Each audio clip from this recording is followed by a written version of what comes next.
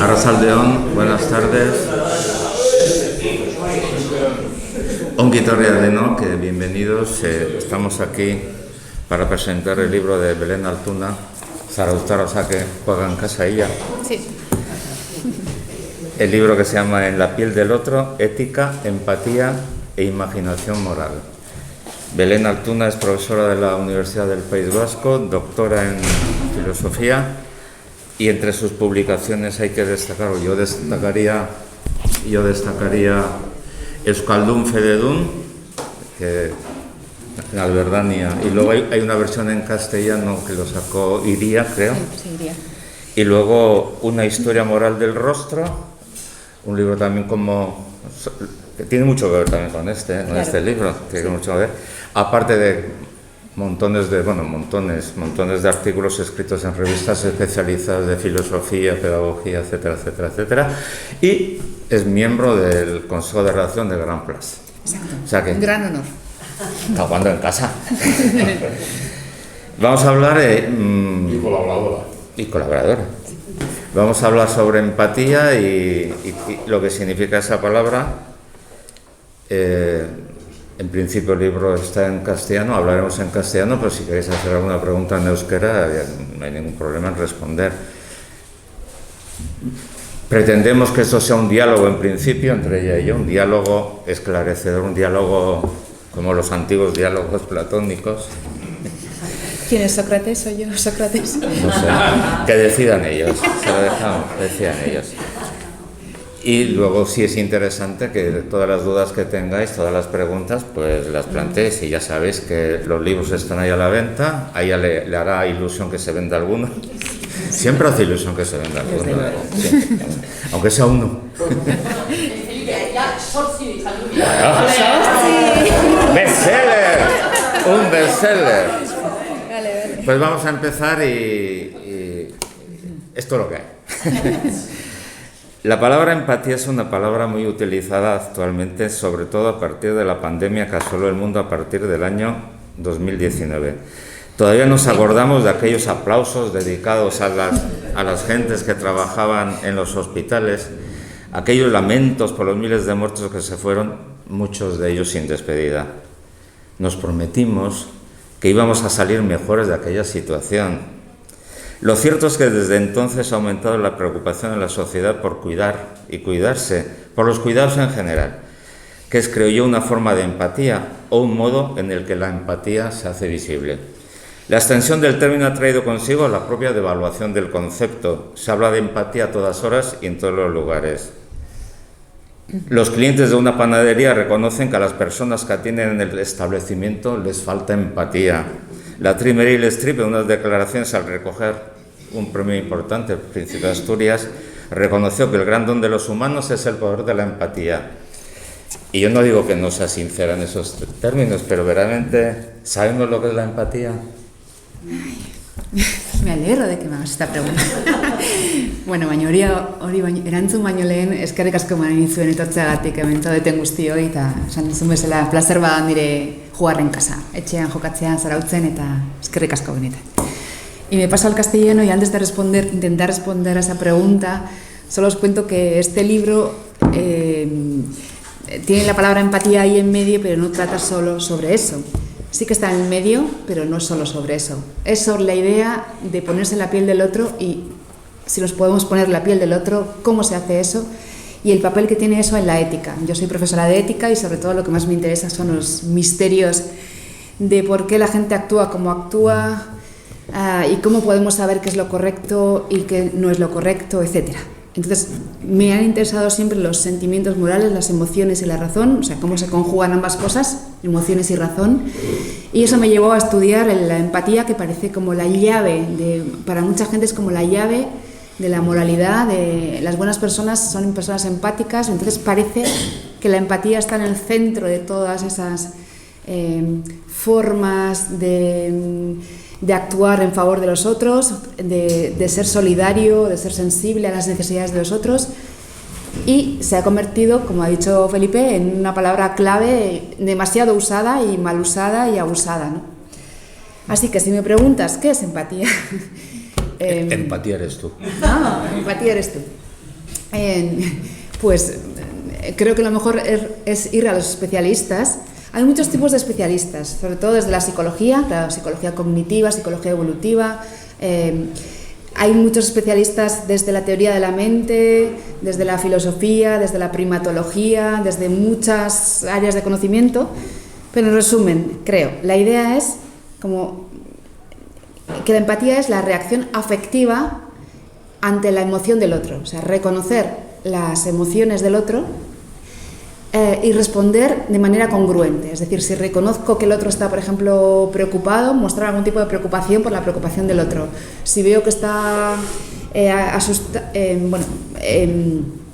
lo está pasando mal, que está sufriendo, sufrir un poquito de alguna manera con ella. Si veo por el contrario que está alegre porque ha ganado, yo que sé, un premio, alegrarme con ella. Entonces, la empatía es esa reacción vicaria, de manera que la persona siente algo que tiene que ver no con su propio estado anímico, sino con el de la otra persona. Reconoce los sentimientos y lo que estará pensando o pasando la otra persona y reacciona congruentemente ante eso. Es como si tuviéramos un espejo, las neuronas espejo, y hacemos de espejo, de resonancia de lo que la otra persona siente. Entonces, eso es más o menos la definición que darían los psicólogos de qué es la empatía. O sea, nuestra capacidad de sentir con los demás, sentir algo parecido, congruente con lo que reconocemos que siente el otro. ¿Y en qué se diferenciaría, por ejemplo, de la simpatía?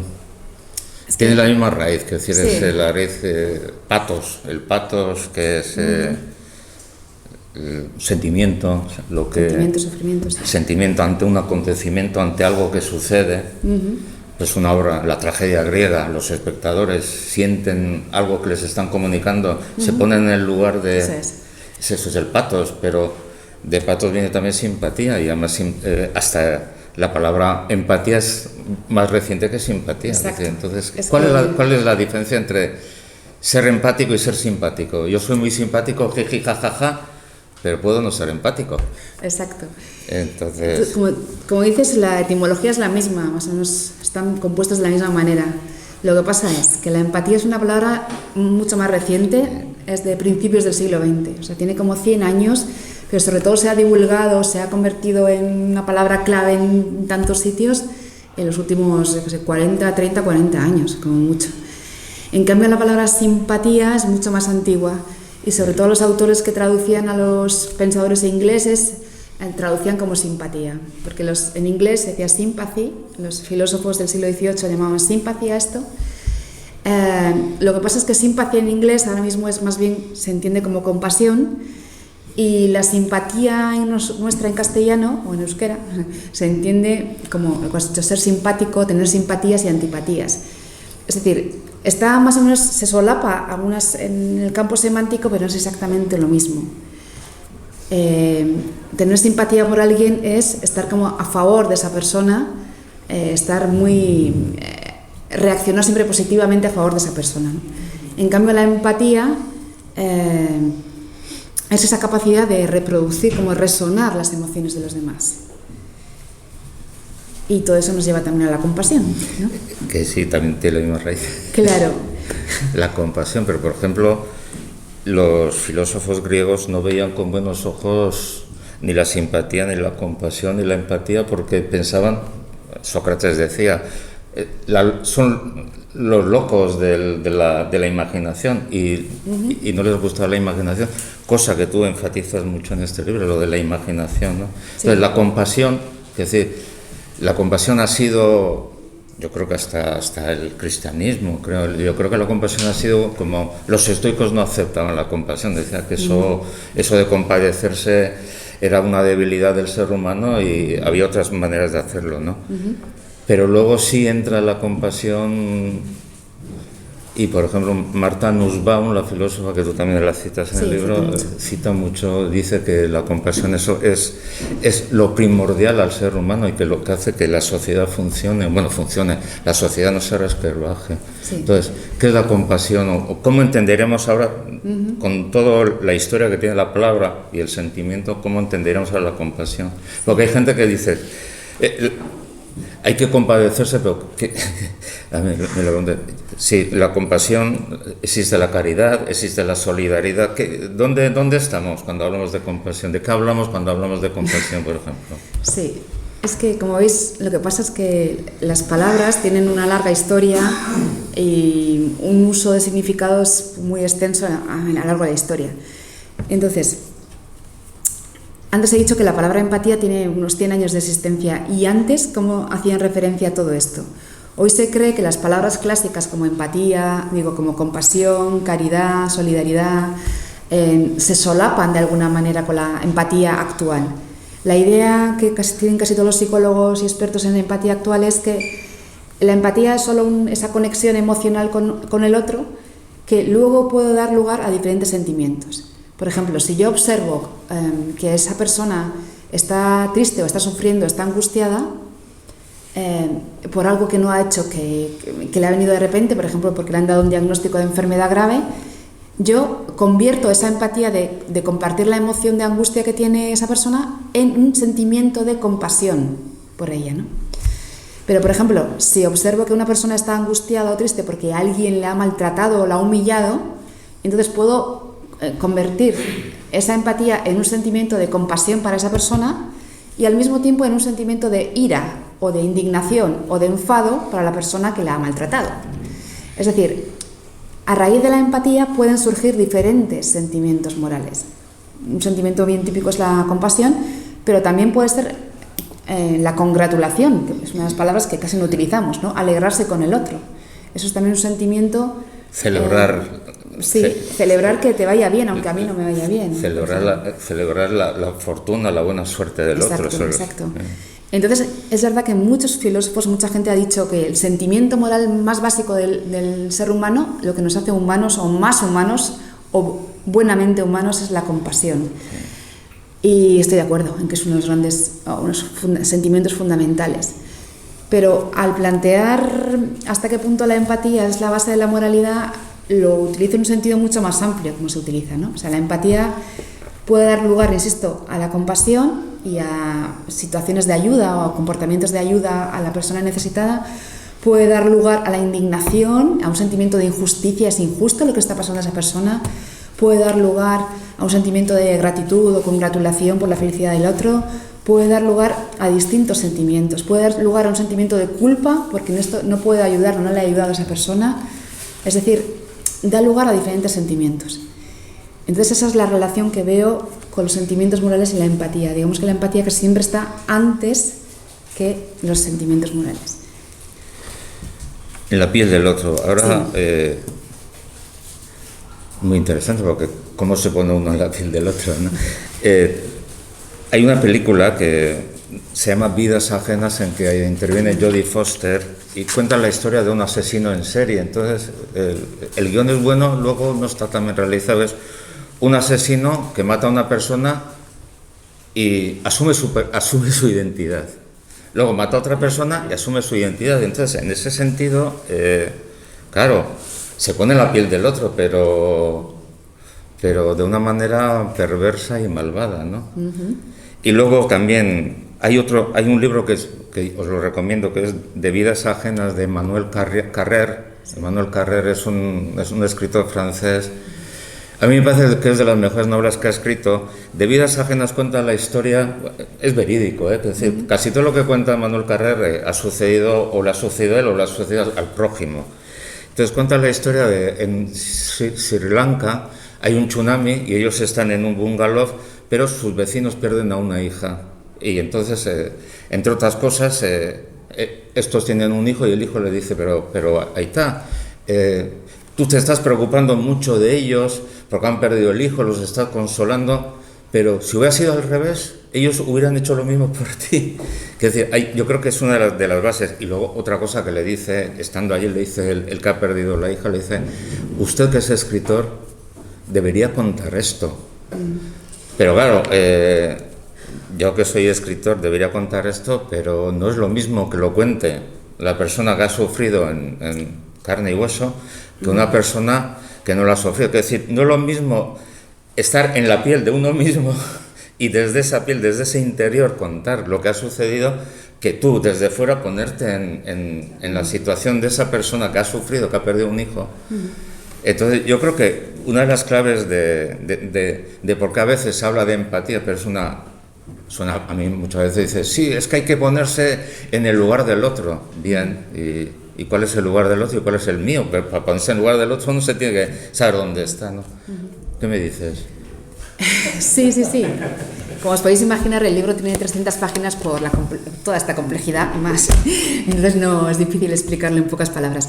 Claro, yo lo que tenía claro es que en la ética, cuando uno se hace las grandes preguntas éticas de qué es lo correcto y cómo podemos saberlo, qué es lo justo, qué es lo bueno, etc., lo que está claro es que constantemente hay un ejercicio de descentralizarse, es decir, de salir de mí mismo y poder entender qué es lo que les pasa a los demás, qué necesidades tienen, cómo ven el mundo, cómo se les puede ayudar. Entonces, la idea de que salir de uno mismo y ponerse en el lugar de otras personas está como en el corazón, en el meollo mismo de la ética, de lo que sea la ética. Entonces, claro, una pregunta es, mucha gente me lo hace, se lo hace, ¿de verdad puede uno ponerse en la piel del otro? Vale. Yo creo que de verdad, en un sentido profundísimo, pues no, obviamente no. Tú eres Felipe y el que estaba sufriendo el tsunami era otra pobre persona. Entonces, uno no se puede poner siempre del todo en la piel del otro, obviamente no. Pero parcialmente sí, y lo hacemos, creo, todo el rato.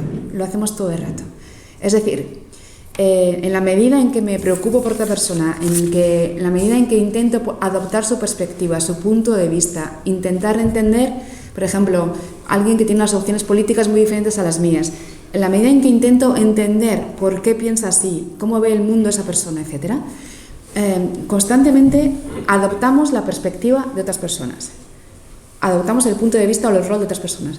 Es decir, lo hacemos, el lenguaje nos lo permite constantemente. Creo que, aunque sea por un momento, aunque esa persona que haya sufrido el tsunami pues siga sufriendo toda su vida y tú solo te hayas puesto en su lugar un momentito, no vas a habitar en sus zapatos, en su piel todo el rato, sino solo ha sido como de visita. Me gusta esa expresión que utiliza Hannah Arendt de ir de visita a otras vidas. Aún así, creo que éticamente es suficiente o es moralmente significativo nuestra capacidad de ponerse la piel del otro, aunque sea un momento, aunque sea para salir de nosotros mismos y entender lo que le está pasando a esa persona desde su punto de vista. Y ese ejercicio de descentramiento, de salir del egocentrismo habitual en el que estamos y ponernos en la piel de, aunque sea un momentito, aunque no sea exactamente igual, etcétera, de muchas personas diferentes a nosotros mismos, es el ejercicio central de la ética. Siguiendo con eso, hay una cuestión que además que cada vez que se habla de empatía y de ponerse en la piel del otro ¿se puede poner uno en la piel de un asesino? Es la gran crítica que se le hace a eso de ponerse un señor que ha matado, una señora que ha matado a, digamos, 2 millones de personas. Aunque solo sea una, pero sí. Aunque solo sea una. Vale. Es decir, que uno se puede poner en su situación. Es decir, ahí volvemos a un tema que también tú lo tratas en el libro, que es el de la banalidad del mal, ¿no? El de Hannah Arendt, etcétera, etcétera, etcétera. Pero aunque sea solo uno, ¿no? Sí. Claro. Vale, Yo intento ponerme en la piel del asesino, pero yo no he matado o sea, uno puede comprender las razones, pero comprender no es asumir, y en parte ponerse en la piel es asumir, aunque sea con el efecto ese de espejo, como el fantasma, ¿no? Sí. No sé, me parece muy complicado. Una cosa es que claro, tampoco me pondré yo en la piel de un santo, que decir que no somos ni santos, ni... Creo que el ser humano es mucho más complejo que todo eso. No somos ni santos ni somos demonios, somos imperfectos por naturaleza y completamente... Vamos, no somos una cosa mecánica. Hoy actuamos así, mañana así, pero no sabemos por qué muchas veces, ¿no? Entonces, yo creo que la gran crítica a la empatía está en que, claro, uno se puede poner del lado de las cosas buenas, pero no del lado de las cosas malas. Pero también es por qué una cosa es buena y otra cosa es mala, ¿no? Que ahí sí que vamos al meollo de la ética, ¿no? Muchas preguntas. Bueno, muchas de ellas tienen respuesta por aquí. Todas no. Bueno. El libro lo da, ¿eh? Bueno, el libro citas, que doy respuestas también. Citas todas esas cosas y más, ¿eh? Sí. Intento responder en orden. Claro, he definido la empatía como adoptar el punto de vista de otra persona y también sus emociones, es decir, de manera congruente. Un asesino puede adoptar el punto de vista de su víctima para martirizarla mejor o para ser más efectivo en su acto cruel, ¿no? O sea, a eso no lo llamamos empatía, porque empatía no es solo cognitivo, no es solo adoptar la perspectiva de otra persona, que por ejemplo un sádico o un torturador puede adoptar la perspectiva de su víctima para ser más eficaz en su sadismo, ¿no? Para torturarla mejor. Eso se llama adopción de perspectiva fría, cognitiva, no empática.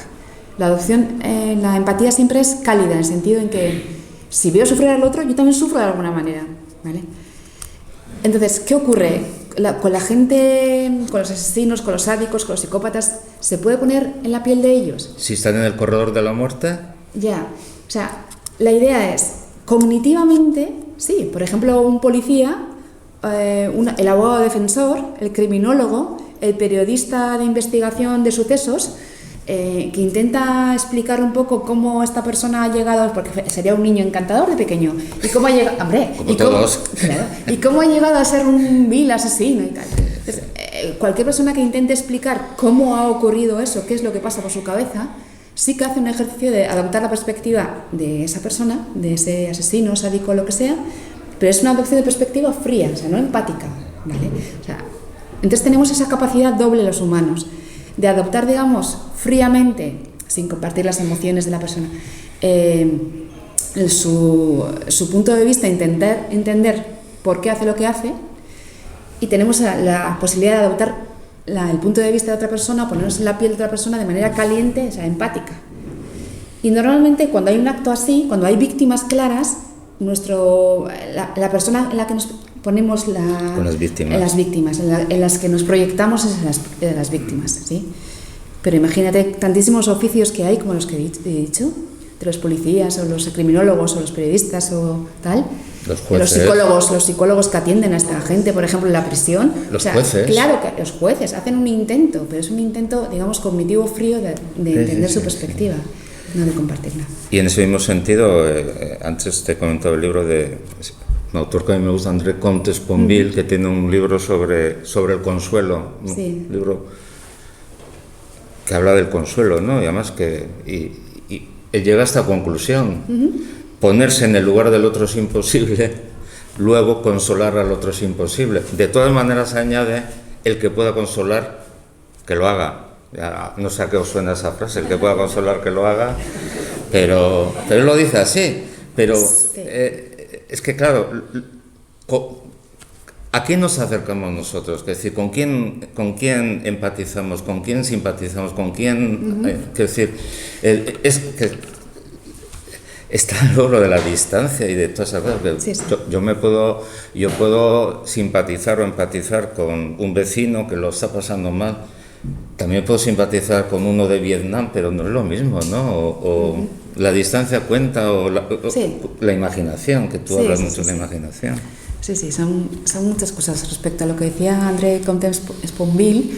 Hombre, yo creo que la fórmula más usada de condolencia cuando alguien se muere, cuando está con el duelo, es te acompaño en el sentimiento. Y ese te acompaño en el sentimiento, si es más o menos sentido, claro está, sí que, claro que es la fórmula básica de la empatía. Entonces, ¿le consuela a alguien que otras personas le acompañen en el sentimiento? Muchas veces sí, un poco sí. O sea, no resucita el ser querido muerto, sí, etcétera, pero sí. Yo creo que sí ayuda. Claro que ayuda. Y en el duelo, todos los ejercicios para acompañar en el duelo van en base de acompañar en eso. Decir, porque tú no eres esa persona, pero estás con esa persona. Exacto. Ahí, ¿no? Claro que acompaña. Y respecto a lo que has dicho de las distancias, bueno, lo que pasa con la empatía natural no educada es que suele funcionar, los ingleses lo resumen en 3 palabras, en near, dear and similar, que normalmente empatizamos con el que está near, se acerca, cara a cara, porque la empatía básica es el cara a cara, yo veo tu cara triste y me pongo triste, etcétera. Dear, con las personas queridas, por supuesto, nos son mucho más, nos preocupamos por ellas y las tenemos en mente, y similar, o sea, empatizamos más con las personas que nos parecen semejantes a nosotros. Si consideramos, yo que sé, que tal persona es, yo que sé, un facha o un fascista o poner un racista o el ejemplo que queráis, con esa etiqueta ya lo estamos alejando del perímetro de nuestra empatía. A no ser que hayas estudiado con él de pequeño, te haya dado collejas o tú el collejas de pequeño. Sí, eso une mucho. Habéis peleado por la misma mujer o por el mismo hombre, eso también influye. Claro, sí, pero claro, hay una empatía básica que muchas veces sentimos por las personas que, por ejemplo, ideológicamente, políticamente están muy lejos, ¿no? Porque afortunadamente hay muchas situaciones en las que nos olvidamos de las diferencias grandes que tenemos con los demás y nos damos cuenta, os acordamos de las semejanzas. Esa persona es mortal, esa persona se le ha muerto su madre como a mí, a la que tanto quería, esa persona lo está pasando mal porque sus hijos no sé qué. Entonces, recordamos las semejanzas que tenemos con todos, hasta con los más alejados, ideológica o nacional o políticamente o lo que sea. Y eso, afortunadamente, es lo que la tradición diría que nos hace más humanos, ¿no? Pero, claro, eso significa que la empatía normalmente significa más con los tuyos, con los cercanos o con los más... Y por lo tanto, desde luego, no puede ser ella misma la base única de la ética. No tendría sentido, porque las sociedades más, yo qué sé, o los grupos más racistas o esclavistas o machistas o clasistas o lo que quieras, también son empáticos entre ellos, pero consideran que los de otra clase social, o los de las mujeres o los de otra nacionalidad son inferiores o son tal. Entonces, no es solo cuestión de unir los lazos del grupo, que la empatía hace mucho eso, ¿no? Unir los lazos del grupo. La empatía madura es la que va acompañada de unos principios éticos y de una activa imaginación moral. Bueno, esa es mi tesis y por eso digo ética, empatía e imaginación moral, los 3 conceptos, no solo empatía, porque la empatía puede ser muy reducida. La imaginación lo... Sí. Hay una parte en tu libro que también me parece muy interesante, que hablas de la regla de oro de la empatía, que además es curioso porque aparece en la misma época y en diferentes culturas. Sí. En el mundo judío la fórmula ama al prójimo como a ti mismo, que eso está en las tablas de la ley, más o menos. Sí. En China, que decía Mencio, tomar los sentimientos de que uno tiene hacia sí mismo como guía de la acción. Entre los griegos, Aristóteles, el hombre virtuoso está dispuesto para el amigo como para consigo mismo, porque el amigo es otro yo. Y Epicuro, que es uno de mis favoritos, este no lo citas, lo cito yo.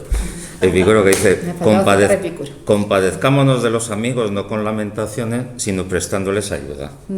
Entonces sí es interesante cómo a partir de ahí se hace toda... Sí. Es como se construye todo ese palacio de la empatía.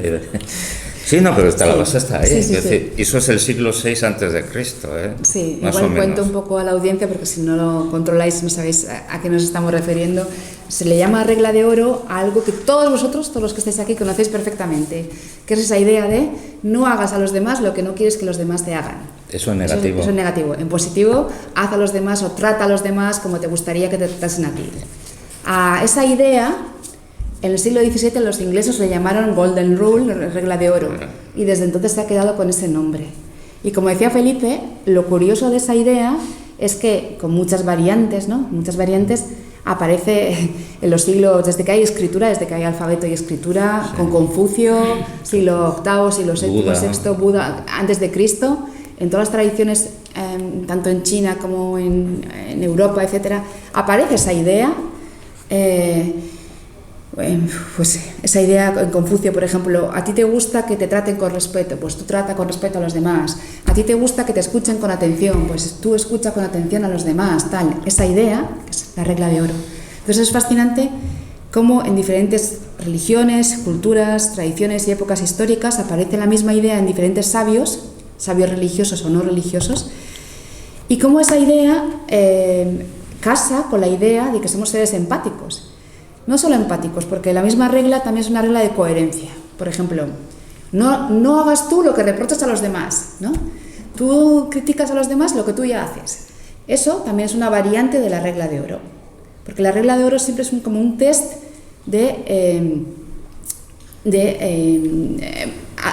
cambia, dale la vuelta. ¿Te gustaría si te lo hicieran a ti? Un test de reversibilidad.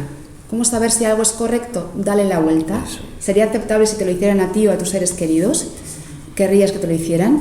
Entonces, ese test de intercambio de puntos de vista está, eso es lo fascinante, insisto, en casi todas las tradiciones de la historia.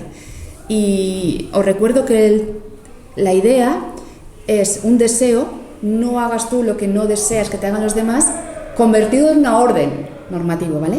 No te gusta que te hagan eso, no lo hagas. Así que esa idea está por todas partes, y lo que han hecho muchos filósofos como el gran Immanuel Kant, el gran filósofo ilustrado, es, digamos, dar un aparato teórico mucho más complejo a esa idea. Barniz teórico, sí. Iba a meterme ahora con Kant. Perfecto. Sí, porque me parece Kant, que lo citas mucho además. Sí. Hay que entenderlo, es un pope. Hay que entenderlo, a Kant. He hecho un esfuerzo. Sí, no, más que un esfuerzo. Vale. Sí, yo creo que Kant es un hueso duro de roer. Sí, pero también es fascinante cuando vas entendiendo. Eso sí. Dice Kant, actúa de manera que tomes siempre a la humanidad, tanto en tu persona como en cualquier otra, como un fin en sí mismo y no solo como medio. Es decir, que eso, que lo escribe acá en una época de guerras, destrucciones. Finales del siglo XVIII. Sí, guerras, destrucciones, cuando importaba muy poco la vida humana, cuando la vida humana era un objeto de trato. Sí. Esa frase, cuéntame, ¿qué significa? Esa frase es la segunda formulación del imperativo categórico. Eso es. Vale. Kant, en el siglo XVIII, finales del siglo XVIII, dijo... La idea principal es, muy brevemente, el imperativo categórico. Kant decía, no necesitamos que Dios o la Iglesia o el rey o nadie nos diga lo que debemos hacer, porque tenemos dentro de nosotros la razón, tenemos la posibilidad de preguntar a la razón, a mi razón, a tu razón, que es la razón de todos, la razón común, el órgano de lo universal. Entonces, la razón siempre nos dará la forma de... que le preguntamos qué debo hacer o qué no debo hacer, la razón nos da la forma es la forma de la imparcialidad o la forma de la universalidad. Actúa de manera que solo puedas querer que en una circunstancia parecida todo el mundo actuase así. O sea, actúa de una manera que puedas defender que yo hago esto, pero también parecería bien que tú lo hicieras en una situación parecida. Esa es la idea, esa idea de coherencia o imparcialidad, lo que propone Kant, que dice la razón, ¿no? Y también lo que tú has leído. La razón también nos dice que tiene que haber algo valioso en sí mismo. No todo puede ser relativo en el mundo. Tiene que haber un ser valioso, seres valiosos en el mundo, que tengan un valor en sí. Es un poco abstracto, pero se entiende la idea. Y dice, los humanos, las personas, son esas personas que son valiosas, porque tienen capacidad de autolegislarse, de darse leyes a sí mismos, de ser autónomos. ¿Qué leyes nos damos a nosotros mismos? Pues actúa de manera que puedas defender lo que haces delante de todos, es decir, que puedas universalizarlo, y actúa de manera que trates a la humanidad como un fin, es decir, que no la manipules, Exacto. que no la utilices, Exacto. que no la asesines. Sí, que trates a cada persona como si fuera un fin en sí mismo, valioso en sí mismo. Exacto. No como un instrumento, no como una cosa, no como un intermediario. Cada persona es un valioso en sí mismo. A ese valor le llamó dignidad, ¿vale? Hoy en día nos parece evidente que todos tenemos dignidad y que esa dignidad se traduce en tener derechos humanos. Pero Kant, finales del siglo XVIII, fue pionero, fue uno de los primeros en que teorizó muy abstractamente, como veis, sobre eso. Y mucha gente dice que lo que decía Kant en realidad es la regla de oro, no hagas a los demás lo que no quieres que te hagan a ti, pero filosóficamente de manera mucho más compleja, pero sencilla, pero dicho en lenguaje paladino es lo mismo, básicamente es lo mismo. Se entiende perfectamente. Pues se entiende, sí. Y eso de la dignidad, también es, que la dignidad es una palabra que se ha devaluado mucho, porque ahora todo el mundo, la dignidad es lo que hace el ser humano. La dignidad es lo que va de sí en el ser humano. Pero ahora dices, joder, esto no es dignidad, te suben el precio de las manzanas y esto es indigno, puedes decir, no, esto no está bien, está mal, esto es injusto, pero la dignidad va con el ser humano. Indigno es que a ti te traten como indigno es que a ti, a una persona la traten no como una persona, sino como otra cosa. Sí. Eso y la dignidad es tratar a una persona como corresponde a un ser humano, a una persona. Otra cosa es si los animales tienen dignidad. Pero abres muchos melones, podemos entrar en todos. No, ahí no nos vamos a meter. Ahí no nos vamos a meter. No. Si quieres, sí, pero vamos, que sí. No, pero que decir, la dignidad. Eso es otra de las palabras que todo el mundo usa. Todo el mundo dice. Pues yo también la he usado, muchas veces, ¿no? Es una palabra clave en la ética, y sobre todo desde los tiempos de Kant, hace 200 y pico años. Porque claro, ¿qué significa que todos somos valiosos? Que aunque seamos, pobres o ignorantes o enfermos o incapaces para muchas cosas, que todos seamos valiosos. El valor en sí, el valor intrínseco de cada persona, a eso le llamamos dignidad. Es difícil de definir, por eso sabéis que cuando se habla de derechos humanos, de la Declaración Universal de Derechos Humanos, de las teorías de derechos humanos, etc., cuando se pregunta por qué tenemos derechos humanos solo por ser personas, la respuesta típica es porque tenemos dignidad. Y cuando se le pregunta ¿y por qué tenemos dignidad? Porque tenemos derechos humanos. Entonces es como un argumento circular. Porque somos seres humanos. Exacto, es un argumento circular, pero la base, el axioma, lo que está en la base es la idea de que la vida es valiosa para cada uno de nosotros y por lo tanto todos somos valiosos. La gente que es religiosa o creyente, por ejemplo, dirá, tenemos dignidad porque estamos hechos a imagen y semejanza de Dios, ¿vale? Pero Dios es quien nos da dignidad, somos lo que somos gracias a Dios. Pero los que no son religiosos o no necesitan una explicación religiosa pueden defender igualmente la misma idea. De hecho, Kant dice, todos tenemos... religioso, Kant. Sí, pero en su ética lo deja a un lado, deja a Dios a un lado. Esa parte. Exacto. Como tiene que ser. Entonces, la idea es que en qué se concreta esa dignidad, ¿no? La teoría de los derechos humanos, digamos, sería una concreción de la idea abstracta de dignidad. Y todo eso tiene que ver con lo que digo en el libro, claro, porque la empatía solo no vale, tiene que estar conjugada con unos principios éticos. Por ejemplo, el principio de la igual dignidad de todas las personas, independientemente de su género, raza, ideología, orientación sexual, no sé qué. Esa idea le da a la idea de ponerse en la piel del otro un marco teórico ético mucho más consistente. Bueno, pero acabando. Sí. Yo creo que el grado cero de la empatía es el amor. No. Y te voy a poner un poema de Paul Celan. No. Paul Celan dice en un poema: yo soy tú cuando soy yo. Yo soy tú cuando soy yo. Montaigne, cuando está hablando en ese texto sobre su amigo Etienne de la Boétie, cuando está hablando de él, dice: pourquoi je l'aimais? Parce que toi, lui, parce que c'est toi, moi. Porque eres tú y porque soy yo. Quiero decir, en ese sentido, eso sí que es ponerse en la piel del otro. Sí. O sea, yo soy tú cuando soy yo. O puedes decir al revés, tú eres yo cuando soy tú. También quiero decir el orden de los factores. Pero, no, a ver, es mi pregunta. ¿No es el amor el mayor... O sea, sí, la culminación de la empatía, el amor de entre dos seres humanos? Sí, sí. Que no se habla mucho de eso, de las cosas del amor como no están de moda. Bueno, están de moda igual en otros ámbitos, pero no se escribe tanto del amor como antes. Tampoco se escribe mucho sobre empatía, no sé, me dejas sorprendida con esta idea, tendré que pensarlo. No sé si es que... Vale. No, yo pienso, yo he llegado a esa conclusión.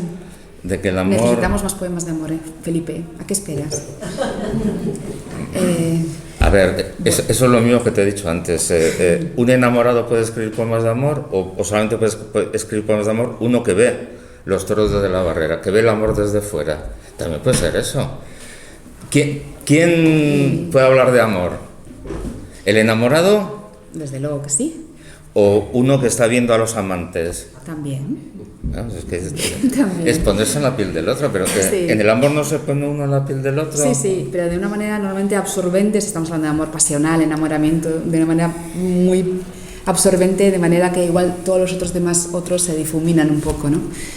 Claro, yo aquí cuando hablo de ponerse en la piel del otro, me estoy imaginando cualquier tipo de otro. Puede ser el otro cara a cara, ¿no? El otro al que le pongo nombre y apellido y cara a cara, el tú, al que le llamo tú, o puede ser el otro en un sentido más abstracto, él, ella, todos, cada uno, cualquiera, digamos en tercera persona.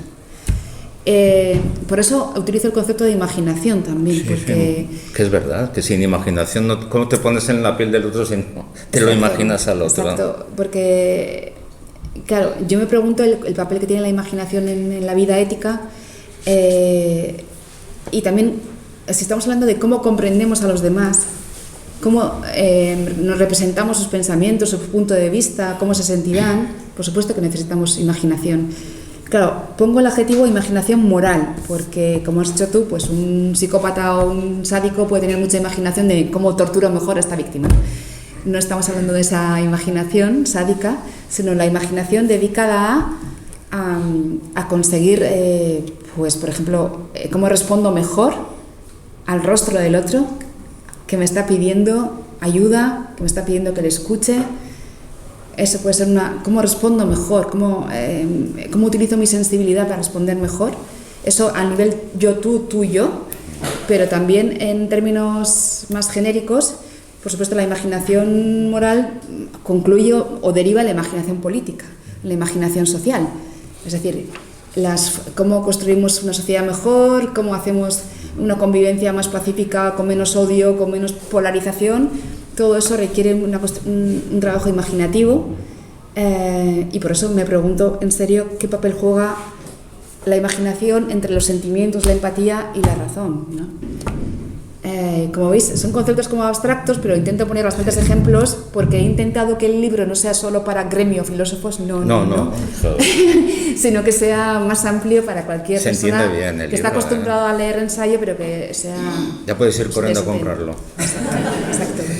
No, hablando de imaginación, y para acabar ya, y que pregunten a la gran pregunta sobre la banalidad del mal, cuando Arendt, el tema de Eichmann, el juicio de Eichmann, dice la banalidad del mal, etc.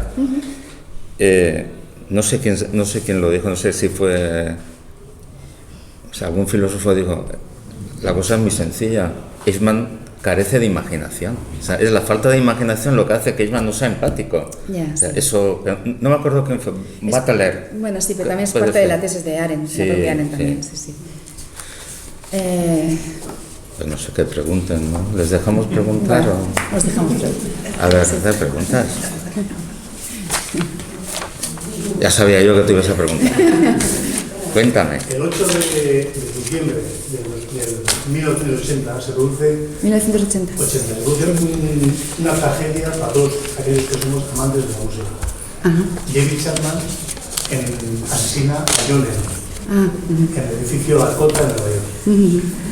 La investigación del crimen objetivó que la trayectoria de este David Chapman era la de un friki amante de los Beatles y singularmente amante de John Lennon.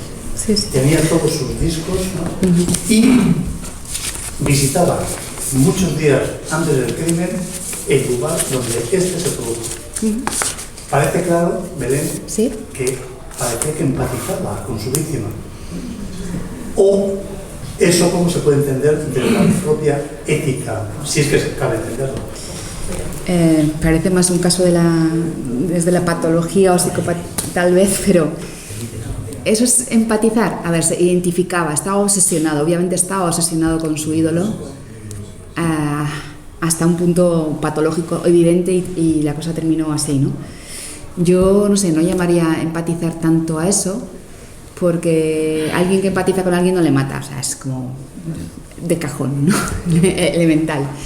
Entonces, claro, hay muchas formas de identificarse con alguien o de obsesionarse con alguien y saberlo toda esa persona, creer que estás en la mente de esa persona, pero eso obviamente no lo llamamos empatía y desde luego no lo llamaría imaginación moral, porque imaginación moral, empatía en el sentido de imaginación empática moral, siempre es cómo respondo mejor al rostro de esa persona, cómo intento ayudarla de alguna manera, cómo tengo en cuenta sus preocupaciones, sus miedos, sus necesidades, y desde luego, pues, obviamente no así.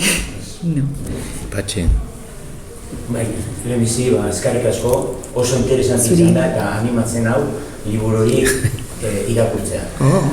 Bai, erosita daukagu. Ez Bueno, nire galdera aberrazmatzen duten galdera egiten. Vale. A ber, itzein dugu, oitzen dezute empatiaz, aparte etika, morala, datanetika dagoela. Bai. Nire galdera da, bikoiztu daiteke empati hori, adibidez. Egoera baten aurrean, zure bi lagun hurbileko egoera batentzat aldekoa da eta bestentzat kontrakoa. Zuretzat biak dira maitatzen dituzun bi gauzatiek. Zu empatia hori, simpatia hori bikoiztu dezakezu, eta hori bikoiztu, nahi baten aldenago eta bestean jar naiteke bien azalean, eta hori ja globalki hartuaz adibidez. Oen gertatzen ari dena Israel da Palestinarekin. Historia dago, egoera baten, konkreto baten gaude, azkeneko gertakizunak hurbil ditugu, baina horratzetikan histori bat dago. Eta zu alde batetikan ikuste dituzu batzuek zegoeretan izan dira, oen momentuan ze gertatzen ari da, eta bikoiztu dezakezu azkenean empatia hau sentimentu bat ere bada. Hori, haber, ze natzute dezuz? Bai, izan. Ez, a ber, empatia sentimentu bat baino gehiago da, nik esan nuke. Bazuen zan sentimentua da, eta bezan zan bertude bat da, baina kasu hortan nik uste dut Belendek erantzungo dizula. Toma, ja. Bai, eske horregatik empatia ez da hitz magikoa dana esplikatzen duela, duena, eta are gutxiago esaten baiozu, gazan pasatzen dena, empatiarekin esplikatzen da zerbait, ia ez gutxi samar, hori hala da. Horregatik, askoz ere ideiak komplexoagoak ez saiatzen naiz ordenatzen eta hemen, ez?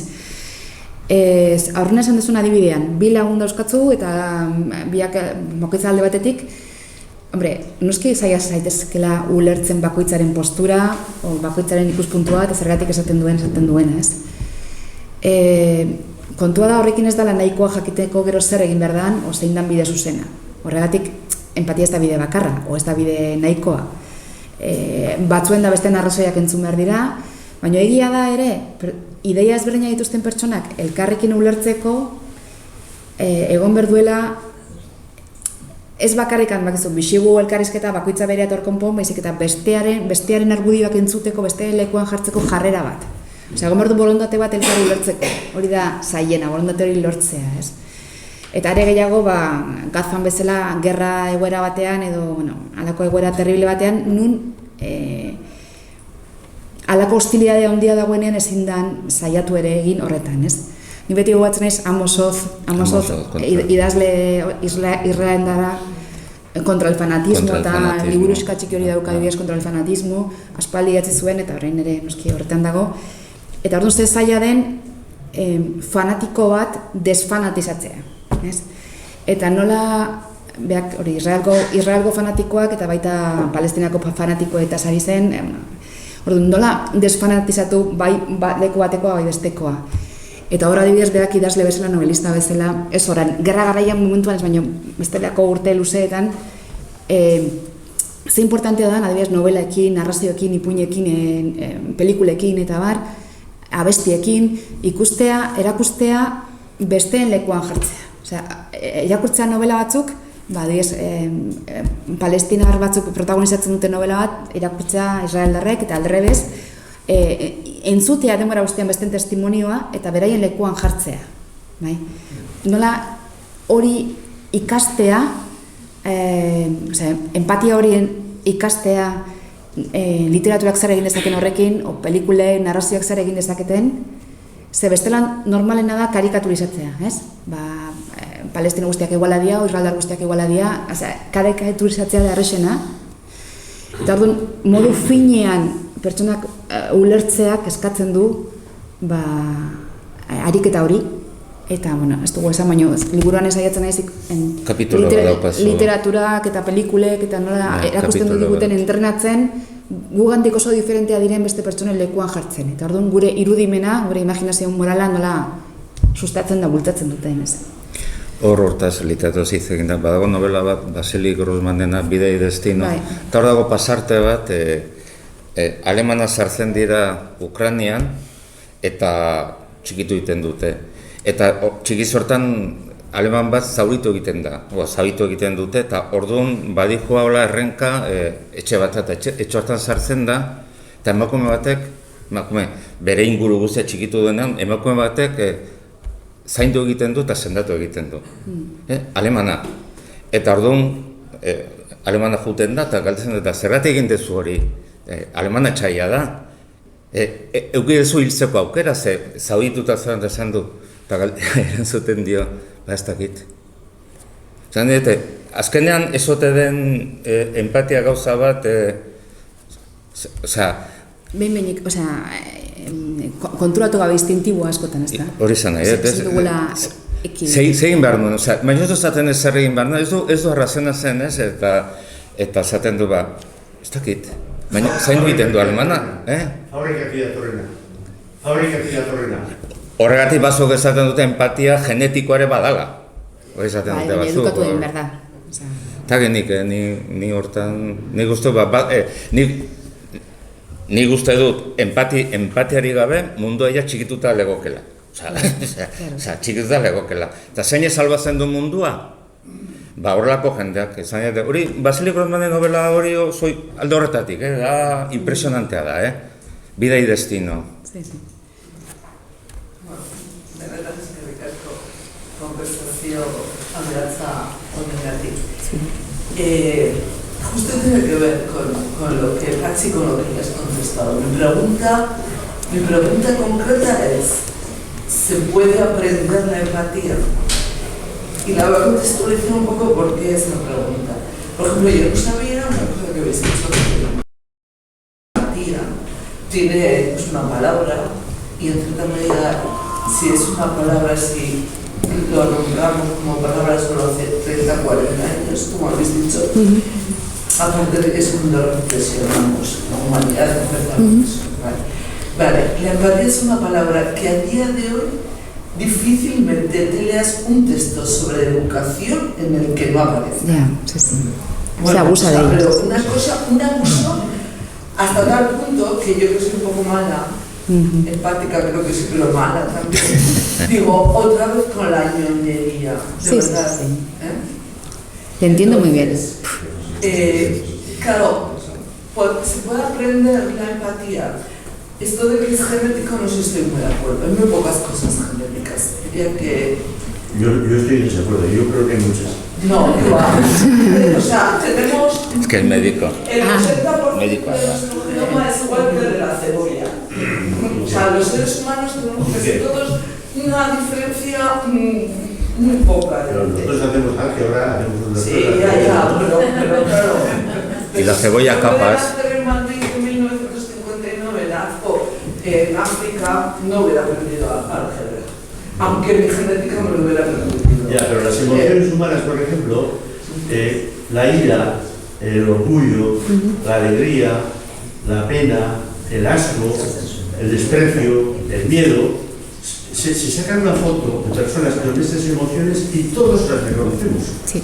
Absolutamente, aunque sean de Nueva Guinea o aunque sean alguien del siglo XIV o bien, entonces son universales. Por eso hay una naturaleza humana común. Hay una naturaleza humana común que luego en chapa y pintura puede variar. Pero la naturaleza humana es un resultado involuntario de nuestra evolución y que ha dado este tipo de actitudes aparte de orgánicas, psíquicas y emocionales. Las actitudes, ¿qué es que no se aprenden? Se pegan. Yo pienso que... Sí, enseñamos hay que ir una a conceptos, una. procedimientos, destrezas, pero una actitud se pega. Si la persona que tú tienes que subes en un ambiente donde hay actitudes positivas, se te van a pegar sin que te las enseñen. La pregunta es, ¿la empatía se aprende? Y luego has mencionado una cosa que me viene al cuento de esto y es, has hablado de la empatía natural. Sí. Y Felipe en un momento ha dicho, ¿y los animales? O sea, Sí. yo no quería Os cuento tener lo que perro en queráis. casa. No, es que es muy complicado Porque eso. el señor Juan este lo quería, Sí. pero mi perra empática no lo siguiente. Claro. ¿Vale? Entonces se entrena, Sí. es natural. Te respondo. ¿Vale? A ver, hay un primatólogo, o sea, un estudio sobre los primates, que ha muerto hace poco, Frans de Waal, que es muy famoso, que ha estado realmente conviviendo con primates no humanos, durante unos 40 años, chimpancés, y observando sus comportamientos, aprendiendo de ellos. Entonces, él dice que la empatía es como una muñeca rusa, que hay diferentes muñecas dentro, ¿no? La empatía, la muñeca rusa que está más dentro de las muñecas rusas es la empatía básica o especular, que ahora sabemos que tiene que ver con las neuronas espejo. Y eso en todo el reino animal, sobre todo en los mamíferos, pero hay, o sea, es básicamente imitación, es capacidad de imitación, ¿no? Ver que los demás, yo qué sé, por ejemplo el bostezo, que alguien bosteza y todo el mundo bosteza, el mecanismo de la empatía parte de ahí, es el mismo mecanismo de imitar lo que ves. Así que por supuesto que en otros muchos animales y desde luego en los mamíferos hay comportamientos de imitación de lo que ven y también si ven que otro congénere está triste, por ejemplo, hay conductas de consuelo en los primates, hay conductas de justicia e injusticia, de ver que a otros chimpancés le dan más caramelos y a mí menos y eso es como protestas como si fueran manifestantes, esto es injusto, o sea, bien, hay emociones o protoemociones en los chimpancés y en otros animales y por lo tanto se habla de que la moralidad humana es una evolución y que tenemos muchos comportamientos morales que compartimos con otros animales y desde luego la empatía la muñeca rusa más interior la compartimos. Lo que pasa es que los humanos, más allá de la empatía cara a cara y de imitación, etcétera, también somos capaces, como hemos dicho, de la empatía más compleja, que es adoptar la perspectiva de otra persona que igual ni existe, es un personaje ficticio o imaginario. ¿Qué ocurriría si cambiaran la ley del aborto y ocurriera no sé qué? Estás ya proyectando qué les pasaría a esas mujeres que no pudieran abortar, no sé qué. Cuando hacemos esa proyección imaginaria, que desde luego los chimpancés se pueden hacer, ¿no? Seguimos utilizando la empatía, pero como una adopción de perspectiva imaginativa. Así que digamos que la muñeca rusa exterior más grande son los humanos, podemos hacer de la empatía. ¿Se puede enseñar? Sí, claro. Se puede frenar, se puede adecuar, se puede impulsar constantemente. En los niños, cuando pegan a su hermano, a su hermana, por ejemplo, un niño y se le dice, no hagas eso, no, fíjate, ¿no ves que está llorando? Le has hecho daño. Y cuando le haces fijarse a la otra persona, estás incentivando que se descentre, que se dé cuenta cómo está la otra persona y que normalmente también que se sienta culpable de haberle hecho daño. La culpa empática porque le he hecho un daño y me he dado cuenta que le he hecho un daño, es un sentimiento fundamental, la educación moral fundamental. Entonces, claro que todo eso se puede educar e insisto, lo importante es que la empatía vaya con unos principios éticos fundamentales, porque ha habido empatía en todas las épocas históricas. El dueño de los esclavos podía tener empatía con sus esclavos, tal vez, y al revés, hasta cierto punto. Pero claro, ahora consideramos que todas las personas son iguales, que no tiene que haber esclavos, etc. Entonces, no es lo mismo la capacidad empática con unos principios éticos o con otros. Y la educación moral y la educación ética tiene que compaginar todo eso. Tiene que ser una educación emocional y sentimental y desde luego una educación racional que enseñe a deliberar en los conflictos éticos, etc. Entonces, toda la cuestión de cómo se ligan la educación emocional y la educación racional y qué papel juega la imaginación, que digamos que es como un puente entre lo emocional y lo racional, es el intríngulis que he seguido en el libro, ¿no? Fernando, antes que tú. Fernando. Sí. Bueno, con ganas de leer Qué este bien. ensayo, es un tema apasionante. Con ganas también de mirar y preguntar, porque claro, cuando hablas de tres, digamos, un nexo, Sí. donde está la ética, la empatía, la imagen moral, Sí. yo echo de menos, imagino que en el libro lo explicarás, echo de menos la política. Sí, sí. Porque, claro, Kant, que es maravilloso, y hemos estudiado, hemos aprendido tanto con él, cuando habla de imperativos categóricos universales, no podemos abstraerlo eso de que hay unas condiciones políticas y sociales de realización de todo ello. Sí, sí, es decir, eso se realiza en condiciones sociales e históricas. Y por tanto, la imaginación, que se nos separa, no como un lugar que aloja instancias de razón, de emoción, sino como la verdadera factoría de la creación de esos valores racionales, emotivos, no racionales. Pero también estamos atravesados de paradojas. El ser humano es tan naturaleza humana, su capacidad virtuosa como su capacidad hacia el mal. O sea, estamos llenos de paradojas, para el amor incluso, de los que más han amado y los que se han convertido en lo contrario. Entonces, claro, reconocer esa paradoja como algo intrínsecamente humano, que está también en la primera matrioska de esas Sí. posibilidades de construcciones y identidades, tiene que ver, por un lado, para que es el gran proyecto siempre pendiente, siempre tu autonomía individual y colectiva y social. El principio de autoinstitución, el principio de autonomía, donde esa imaginación moral, política, científica, es la constructora de valores que instituyen lo social y lo individual. Entonces estamos en un litigio permanente de esa autonomía individual que nunca se realiza, la autonomía social, la realización de esos valores. Entonces volvemos siempre al núcleo del debate sobre la autonomía, el concepto de la autoinstitución de los valores propios de vida, porque no hay ética y empatía que no tenga que ver con esa vida en común. Sí, sí. Porque la humanidad puede existir porque hay posibilidad de crear valores y criterios para la vida en común. Si no, nos autodestruimos, aun habiendo principios formales que definen eso, resulta que luego actuamos con cinismo. Aquí lo hemos visto. Aquí hay mucha empatía habido para determinadas cuestiones, éramos seres de luz, empáticos para algunas cuestiones, pero éramos ciegos, totalmente ciegos, para otro próximo, donde no había ninguna empatía, ninguna. Entonces, claro, es una construcción permanente.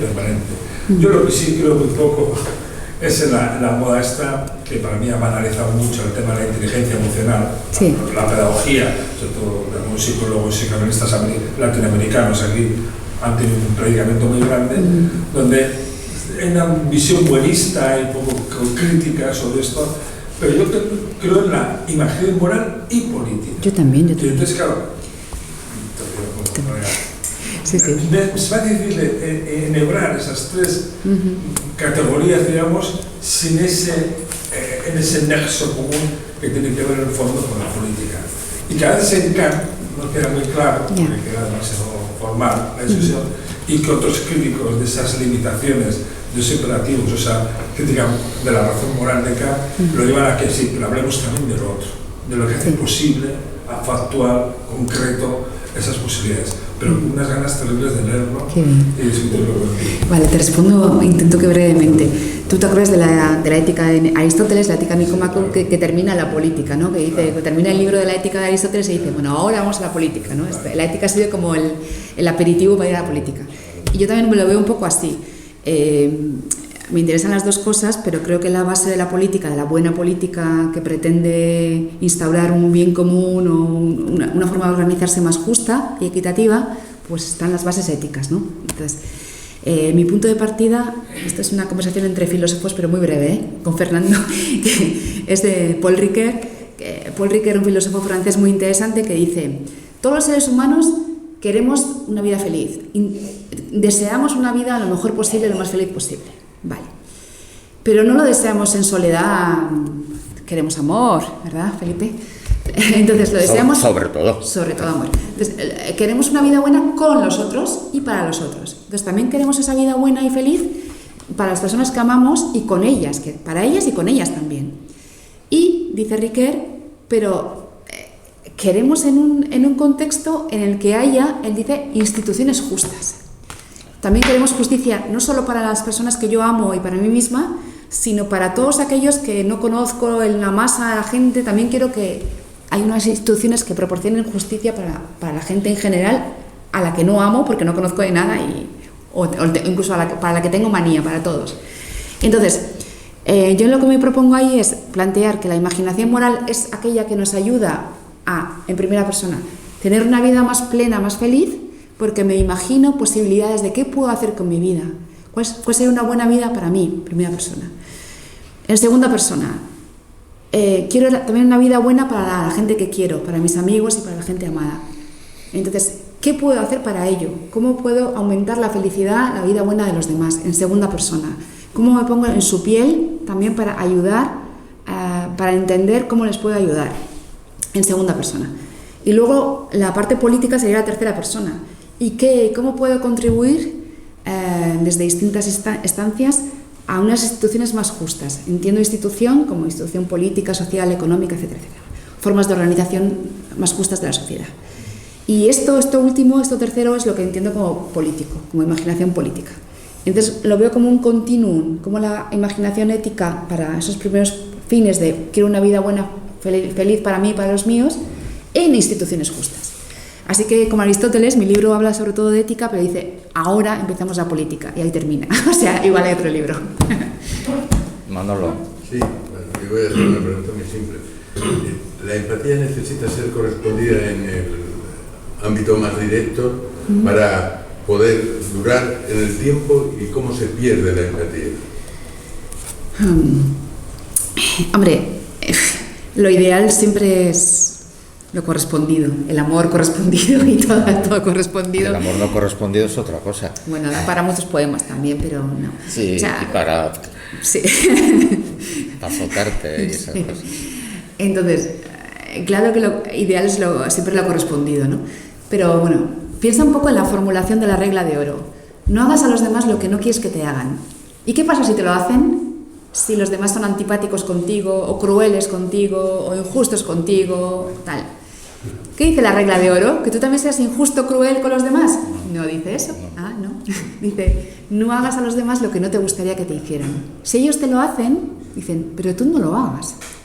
Creo que esa es la forma correcta de entender el espíritu de la regla de oro. Entonces, aunque los otros no correspondan a tus esfuerzos de amabilidad, de amor, simpatía, empatía, etc., tú debes decidir cómo reaccionar. Ya sé que cada caso es distinto, pero sin más la simetría en el trato, como han sido injustos conmigo, yo también voy a ser injusto con ellos, como han sido crueles, yo también voy a ser cruel con ellos. Ese no es, digamos, el espíritu, digamos, de la inteligencia que está detrás de la regla de oro, ¿no? Se puede disipar simplemente en el tiempo, porque no ve uno afecto o correspondencia por la otra parte. Sí, pero estás pensando en una empatía con una persona, con unas personas concretas, sí, ¿no? Directa, vale, eso sí, claro. Más directo, más cercano. Sí. Pero quizás estés hablando de amistad, o creo que son... No, de empatía con personas. Que hay grados, yo diría que hay grados. Que en un periodo de tiempo pues participas y procuras establecer la ayuda y los principios de ética y de moral, pero llega un momento en que ves que todo eso que estás haciendo en el tiempo no se ve correspondido de ninguna manera, se reciben con frialdad, incluso hasta con desprecio, y por lo tanto la reacción empatizante es pues retrotraerse y abandonar esa cercanía y esa empatía que ha tenido con la persona. Pienso yo que igual que se empieza, se puede concluir, y que la duración depende de si es del mayor grado también de correspondencia. Es decir, si hay correspondencia en los hechos, pues la duración será mayor sin duda. O permanente. Sí, los humanos casi siempre buscamos reciprocidad. Reciprocidad en el buen sentido, no ojo por ojo, diente por diente. Claro, reciprocidad en el buen sentido. Pero cuando no ocurre, uno tiene que decidir cómo reaccionar. Claro. Pero sí. Sí, tú tienes una pregunta. Sí, quería comentar, siempre me ha apasionado a mí el tema de la banalidad del mal, que has apuntado algo antes, Felipe, no sé qué es lo que has tratado en el libro, sino con Fernando, desde el punto de vista que trabajamos nosotros en el arte contemporáneo, a mí siempre me ha parecido súper interesante. Sí. Ha habido pues, varias exposiciones muy interesantes al respecto. Se trató, una de ellas era la de los miserables, estuvo en el San Telmo, o sea, se agrupaban muchísimas cosas. Y me acuerdo que dentro de las obras artísticas había una de Cristina que reflejaba en un mapa, al tiempo un mapa, todos los puntos del mundo en los que había habido una guerra. Entonces, el panorama ahora actual que tenemos ahora, que hay dos guerras así grandes, nos olvidamos de otras muchas. Y quería saber un poco tú respecto a esa banalidad del mal, que yo creo que está inserta en esta sociedad. Sí. Nos ha hablado de muchas películas. Ahora recientemente se han hecho muchos reflejos de la banalidad del mal en la Alemania de la época nazi, en las películas maravillosas. ¿Cómo es posible que en esta sociedad se generara esto y la gente no hiciera nada? ¿Cómo podían vivir al lado de eso, etcétera, etcétera? ¿No? Hay unas películas maravillosas. Sí, sí, sí. Aquí mismo, como pues, nosotros, cómo hemos banalizado el mal en esta sociedad. Sí, sí, sí. Desde el punto de vista artístico hay verdaderas maravillas, ¿no? Tenemos a Goya, tenemos... había una obra de Esther Ferrer que era la del Espino, que resume todo el siglo XX, es el Espino. Ahora mismo, por ejemplo, podríamos hablar de toda esa banalidad del mal que tenemos ahora en Europa y en el mundo. Y no hay mucha, o sea, hay una empatía, pero una empatía enfrentada. Estamos enfrentados como dos mundos en todos los ámbitos. Sí, sí. Jo, estoy de acuerdo contigo en que para mí también es el gran tema o uno de los grandes temas. Como apasionada de la ética, de todos los milagros, de todos los misterios, quiero decir, y los intríngulis éticos, es el gran tema. Cómo puede haber siempre tanta maldad, tanto mal, tanto sufrimiento, cómo los seres humanos a veces parece que no aprendemos, sino que perseveramos siempre en los errores y en las hostilidades. Vale, para mí uno de los grandes misterios de las cuestiones éticas siempre es la siguiente. Que, a ver si estáis de acuerdo conmigo, prácticamente creo que nadie, tal vez algunos psicópatas, sociópatas o alguien con patologías así graves, casi nadie comete actos malos en el sentido de hacer daño a los demás diciendo que está haciendo algo malo. O sea, se justifica. Prácticamente todos los que hacen un daño a los demás intentan justificarse, autojustificarse ante su conciencia y ante su grupo de pares, ante los pares, ¿no? ¿Cómo? Solo estamos reaccionando, solo nos estamos defendiendo. Se lo han buscado, no nos ha quedado otro remedio. El mundo estará mejor sin ellos. Son ellos los que han empezado esto. O sea, realmente, puesto que tenemos conciencia, tenemos ese diálogo interior constante, el ser humano es el animal, comparado con los otros animales que son muy majos, no sé por qué tienen mala fama, comparado con nosotros. El ser humano es el animal que siempre se está autojustificando, que es el que más fácilmente se autoengaña, engaño individual y colectivo. Y eso quiere decir que cuando hacemos el mal en el sentido de hacer daño de verdad a gente, hacer daño, la forma en que tenemos para justificar y para tener la conciencia soportable y no estar ahí fustigándonos es justificar diciendo que en realidad no podíamos hacer otra cosa, o estamos haciendo lo correcto, o nos estamos defendiendo, etcétera, etcétera. Eso quiere decir que a lo largo y ancho del mundo y a lo largo y ancho de la historia, la gente ha hecho mal, hay digamos violencias de reyertas y de peleas por razones muchas veces de testosterona y de no sé qué, pero en general, por razones ideológicas, etcétera, ha hecho mal diciéndose a sí mismo y a su grupo que estamos haciendo bien, ¿vale? O sea, la forma de aguantar que estás haciendo mucho daño a gente, o si es un daño atroz, un genocidio, lo que sea que estés haciendo, la forma de soportar eso, que hay que soportarlo, es mostrándolo como lo mejor que puedes hacer, que estás defendiendo a los tuyos, defendiendo a tu patria, defendiendo a tu gente, que te estás defendiendo de un ataque o algo así. Entonces, esa es la gran cuestión de la historia, que hacemos el mal disfrazándolo como un bien o como un mal menor. Un mal menor sigue siendo un mal. A veces no hay otro remedio, ya lo sabemos. Pero es un mal menor. Sí, llevamos 2000 años de historia. Sí, sí, sí. Entonces, si me permitís, estando de acuerdo con Belén cuando dice que nadie dice que va a hacer el mal por hacer el mal, sino que pero yo creo que sí saben que están haciendo el mal. Sí, pero... Yo creo que el ser humano sabe cuándo hace bien y cuándo hace el mal. Creo que lo sabe. Otra cosa es que haga el mal y lo justifique porque Si tú haces el mal por el mal, es injustificable. Entonces, ¿cómo justificamos? Pues hay razones, pues pueden ser razones políticas, muchas razones, pero tú sabes que estás haciendo mal. La persona que mata a otra persona sabe que eso está mal. Ahora, sí, pero pongamos lo que pongamos, por el bien de la humanidad, por Euskadi, por Dios, por la madre que lo parió. Es lo mismo, pero tú sabes que estás haciendo el mal. Y eso se sabe. Es decir, luego, claro, luego viene